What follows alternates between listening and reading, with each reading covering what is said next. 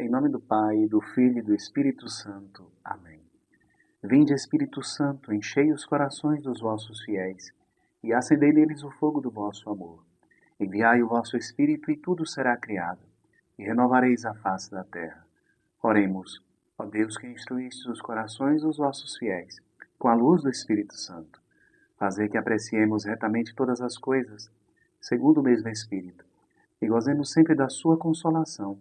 Por Cristo nosso Senhor. Amém. Maria, sede da sabedoria, rogai por nós. São José, rogai por nós. Em nome do Pai, do Filho e do Espírito Santo. Amém. Meu amado irmão, minha amada irmã, seja muito bem-vindo. Nós estamos fazendo a nossa reflexão sobre o livro dos Provérbios. E nós nos encontramos nesta obra dentro do prólogo que corresponde aos 9 primeiros capítulos. Estamos na seção dentro do prólogo que corresponde aos benefícios da sabedoria. Qual o benefício que hoje será apresentado para nós? Diz assim, Provérbios capítulo 2, versículo 10. Visto que a sabedoria virá ao teu coração, e o conhecimento será agradável à tua alma. A sabedoria habitando no coração, esse é um dos benefícios. Como que começa, Fabiano, este caminho em busca da sabedoria? Começa por dar ouvidos à palavra do Senhor. Tanto a palavra escrita, como a palavra que é interpretada através dos ensinamentos do Pai, do Mestre, do Sábio. Começa desse modo. E culmina com isso, com a sabedoria vindo habitar no coração do homem. A sabedoria virá ao teu coração e o conhecimento será agradável à tua alma. Quando o homem passa a se alegrar com o conhecimento das coisas de Deus, isso é fruto da sabedoria habitando no coração do homem. Quando o homem já não vê como algo distante aquilo que é ensinado na palavra de Deus, aquilo que é descrito na palavra de Deus. Quando o homem já não vê como algo que aconteceu no passado, mas quando o homem experimenta que está acontecendo aqui e agora, está participando desta graça. Vejam bem, meus amados irmãos e irmãs, de qual sabedoria aqui nós estamos falando? Que graça é essa de a sabedoria habitar no coração do homem? Essa sabedoria habita no coração do homem desejoso de Deus, do homem pacificado em Deus, ordenado em Deus, o homem cujos desejos já não é mais determinados, já não são mais determinados pelas suas paixões, pelas suas emoções, mas o homem cuja vontade está em conformidade com Deus, com o projeto do Senhor. O homem que já não é mais levado pelos seus sentimentos, o homem que não é levado mais por qualquer vento de doutrina, mas o homem que pacificou a sua alma, o homem que teve o seu coração transformado porque Deus encontrou morada nele. Deus limpou esta casa e Deus habita nesta casa, porque este homem continua vigilante, porque este homem continua mantendo o seu contato íntimo com Deus, porque a este homem já não é mais custoso rezar, já não é mais custoso orar. Para este homem, para essa mulher, rezar, orar é vital, faz parte da sua vida. Rezar, orar é algo contínuo. Ele está em constante diálogo com Deus. Ela se encontra em constante diálogo, em constante colóquio com o Senhor. Para que isso possa acontecer, é necessário que este homem compreenda aquilo que ao longo desses dias a palavra de Deus, a liturgia da igreja vem nos ensinando.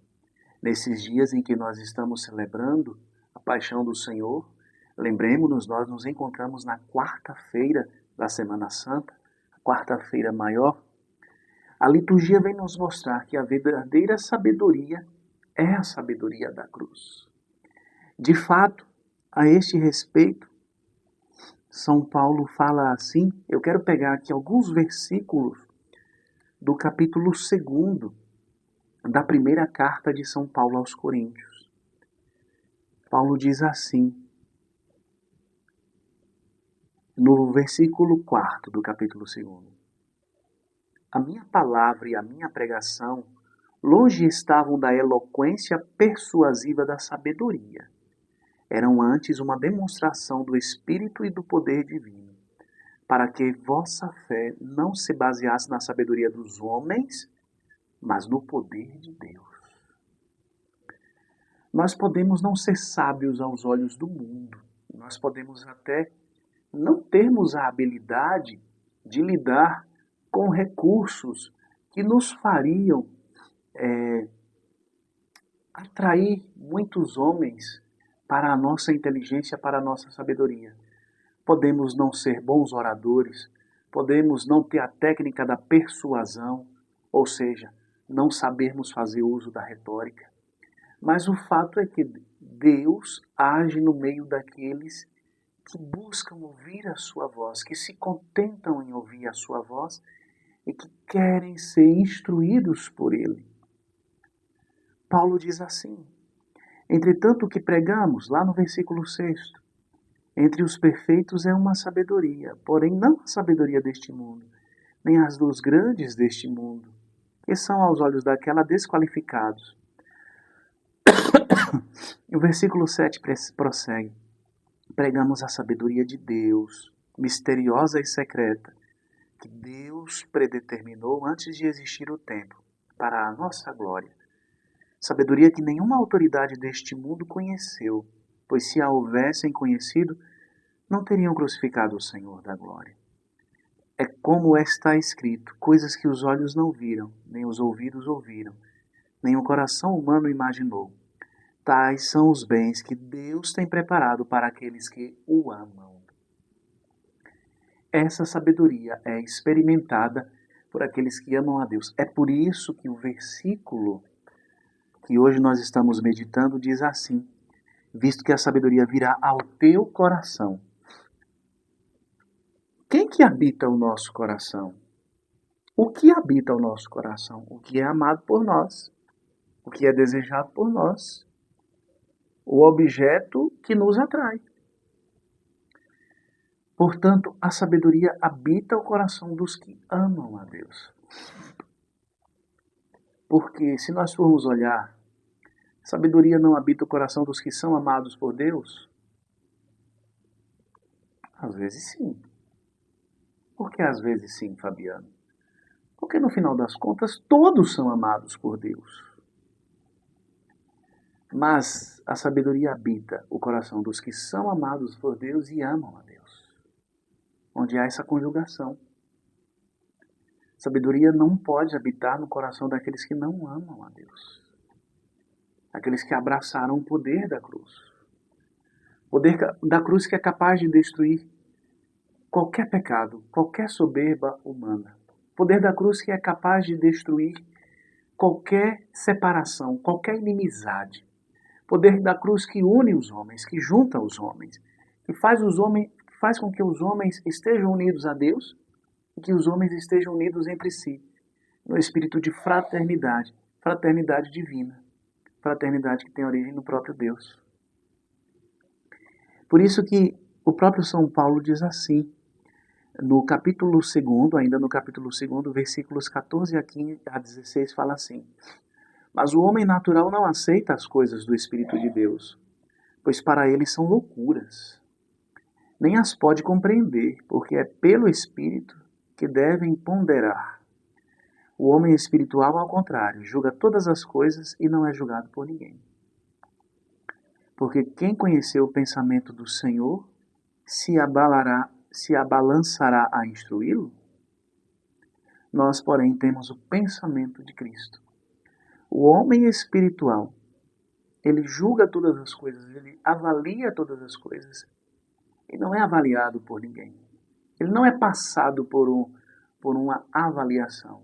Tudo bem que o mundo está em busca de persegui-lo, mas o homem espiritual ele não se sente avaliado pelo mundo, porque ele vê que o seu anseio, que para onde tende o seu coração, está para além deste mundo. O homem espiritual ele é avaliado por Deus. Mas Deus não está como adversário do homem, que o está constantemente pondo à prova. É bem verdade que Deus prova o coração do homem, mas Deus está como aquele que é companheiro, que caminha lado a lado com o homem, que caminha dentro do homem, orientando-o, direcionando-o. Deus está como um amigo mais íntimo. Por isso o homem espiritual é capaz de ver todas as coisas, julgar, avaliar e discernir a vontade de Deus. A sabedoria habita o seu coração e ele está em paz. Ele sabe que a vida neste mundo é luta, é combate. Ele sabe que é constantemente tentado, mas ele não perde a sua paz. Assim como Cristo no caminho da cruz, que passou pela mais terrível tentação, que passou pelo sofrimento mais atroz, e, no entanto, não perdeu a sua paz, porque a sua confiança estava fundamentada no Senhor, no Pai. Estava fundamentada no seu Pai e nosso Pai. Por isso, amados irmãos e irmãs, nestes dias favoráveis de graça, peçamos a Deus que a sabedoria habite o nosso coração. Queiramos amar a Deus com todo o nosso coração, com toda a nossa alma. Queiramos ser guardados pelo conhecimento. Queiramos que o conhecimento nos seja agradável, o conhecimento divino, a forma com que Deus olha as coisas.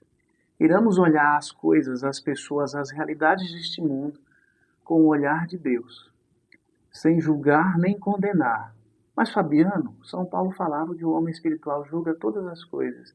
Sim, ele avalia segundo o critério de Deus, mas não para condenar, mas para transformar as realidades naquilo que agrada a Deus. Peçamos ao Senhor esta graça, porque deste modo, unidos a Cristo, unidos à sabedoria da cruz, seremos agradáveis ao Pai.